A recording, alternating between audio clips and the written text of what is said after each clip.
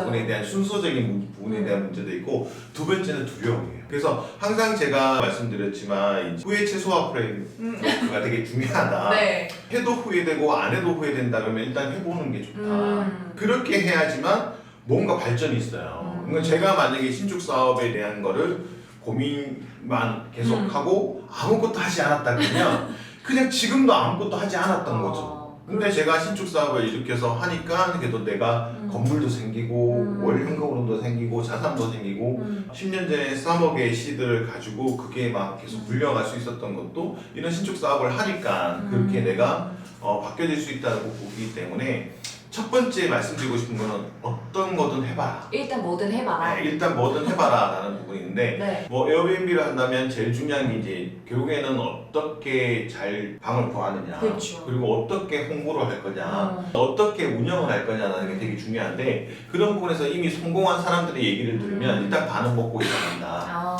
라고 생각을 하거든요. 되게 중요한 거는 내가 이제 뭐 그 에어비앤비를 한다 그러면 에어비앤비에 대한 성공한 사람들의 강의를 한번 들어보고 거기서도 내가 취사 선택할 수 있는 게 있거든요. 그렇게 해보시는 게 되게 중요하다고 생각을 하고 있고, 두 번째 이제 공간 대여라고 하면 네. 이제 뭐 파티룸이라든지 맞습니다. 아니면 이제 이런 부분이 있는데 저는 이제 그렇게 생각을 해요. 이거에 대한 가장 큰 문제는 뭐냐면 진입장비다. 누구나 할 수 있다. 누구나 할 수 있다고, 누구나 쉽게 할 수 있고 이제 입지 잘 보고 하면 뭐 다 프랜차이즈나 이렇게 요즘에는 다 되어 있으니까 네. 한다는 거죠. 그러면 그 지역이 잘 된다 그러면 두 개, 세 개가 생길 수가 있다는 거죠. 그러니까 그런 부분에서 사실은 영속적으로 되지 않으니까 저는 이제 되게 중요한 포인트라고 보면 만약에 이제 뭐 에어비앤비든 공간 대여 산업이든 작게 한번 올해는 테스트를 해보시고 제 생각에 이제 1억 정도의 시드가 올 연말이나 이렇게 네. 만들어지잖아요. 네. 그런 사업에서 되게 시드를 창출할 수 있는 가장 유용한 게 저는 고시원이라고 생각해요. 고시원이요? 네. 오. 근데 고시원 중에도 미니룸이라고 생각해요. 미니룸. 네. 제가 대학생 때 네. 한참 그런 단어들이 있었거든요. 네. 근데 이제 저는 원룸, 투룸 뭐 이런 거밖에 아파트밖에 네. 몰랐다가 맞아요. 고시원이라고 하면 보통 생각하는 네. 이미지들이 있지 않습니까? 네. 그래서 부모님께서 네. 이제 고시원은 안 된다. 그런 부분이 있는데 되게 사업이든 어떤 거에서 되게 큰 게 뭐냐면 수요와 공급이에요. 고시원 같은 경우는 추가적으로 증가되기가 쉽지 않아요. 그러니까 공급이 없다는 거죠. 왜냐하면 신설하기 위해서는 사실은 특정한 부분에 대한 어떤 건축법에 따라서 훨씬 더 비용이 많이 들기 때문에 더 높은 임대료를 받거나 해야 되는 부분에 대한 리스크가 있거든요. 네. 근데 그런 부분에서 제가 이제 미니룸을 추천드리는 이유가 뭐냐면 네. 사실은 요즘의 대세는 편하고 원룸이라든지 뭐 그 고급형 그런 부분은 지금 이미 이제 좀 그 권리금이 되게 많이 올라서 지금은 신설 고시원들이 되게 많이 생겨요. 그거 얘기는 뭐냐면 공급이 많이 생긴다는 거잖아요. 그런 공급이 되게 많이 생겨나게 되는데 공급이 많다는 거는 경쟁이 많아진다는 거예요. 조금 지나면 그런 원룸이라든지 그런 프리미엄 고시원들은 경쟁이 치열해질 수밖에 없어요. 그냥 임대료가 높으니까 그런 부분에서 신규 진입을 해요. 왜냐하면 그런 거 같은 게 권리금 한다면 4억, 5억을 주는데 그럴 바에는 내가 신설을 한다. 그건 공급이 되니까 하는데 미니룸은 공급이 있을 수가 없어요. 일단은 건축법상에서 미니룸 자체는 말이 안 되는 거거든요. 최소평에 대한 요구 뭐 이런 거 따지려고 그러면 미니룸으로 만들기가 쉽지 않아요. 그러면 대개는 요즘 다 고급형으로 해서 신설을 하기 때문에 네. 제 생각에는 미니룸 자체는 공급 자체가 없어요.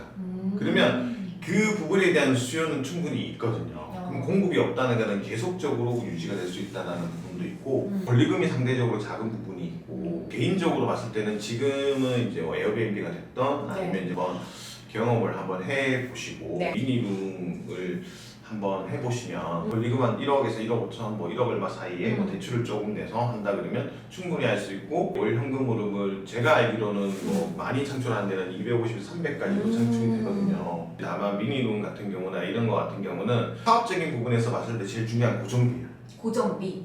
네, 고정비가 되게 중요해요. 그러니까 고정비가 적으면 적을수록 내가 그 수익이 작더라도 수익을 낼 수 있는 확률이 되게 높거든요.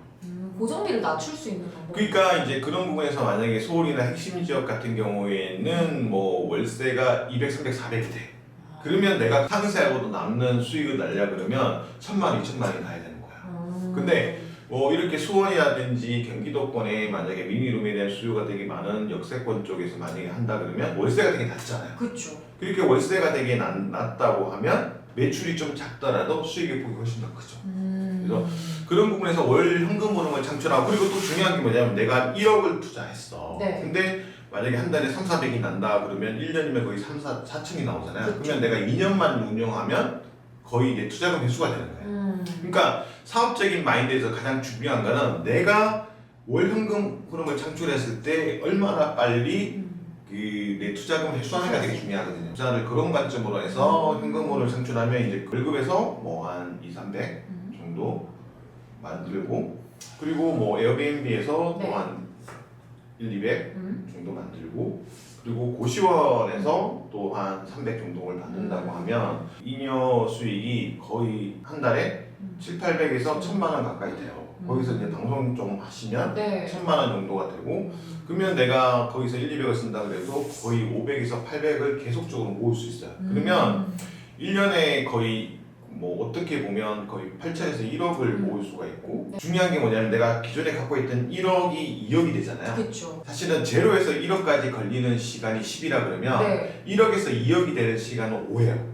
근데 2억에서 또 4억이 되는 시간은 3밖에 안 들어요. 아 진짜요? 예. 그런 게 뭐냐면 스노우볼 효과로 해서 계속 자산이 올라가요. 근데 되게 중요한 건 내가 현금흐름을 만들었을 때 그 현금흐름을 그냥 은행에 집어넣는 게 아니고 적립식으로 해서 채권에 넣고, 그렇게 일부는 또 금에 투자한다든지, 내가 일을 안 해도 내가 1억이 있다 그러면 한 1년에 500만 원을 벌어주는 거죠. 근데 2억이 있으면 1000만 원을 벌어줘요. 4억이 있으면 2천만 원을 벌어줘요. 노동력을 제공해서 월급을 받고, 사업적인 부분에서 내가 자산을 월 잉여 흐름을 늘리면서 동시에 이런 부분에 대해 현명하게 투자를 한다 그러면 금융의 소득도 늘리면서 그게 그 시너지 효과 이루어지면서, 제 생각에는 뭐 그런 부분에 대한 거 잘한다 그러면 향후 3, 4년 내에 4, 5 신축을 위한 시드를 충분히 만들 수 있다고 생각을 해요. 그렇군요. 아니 안 그래도 여쭤보고 싶은 걸 다 말씀해 주신 것 네. 같아요. 에어비앤비나 공간대요. 사실 그 아무것도 없이 청년들이 뛰어들기에는 제일 좋은 제일 데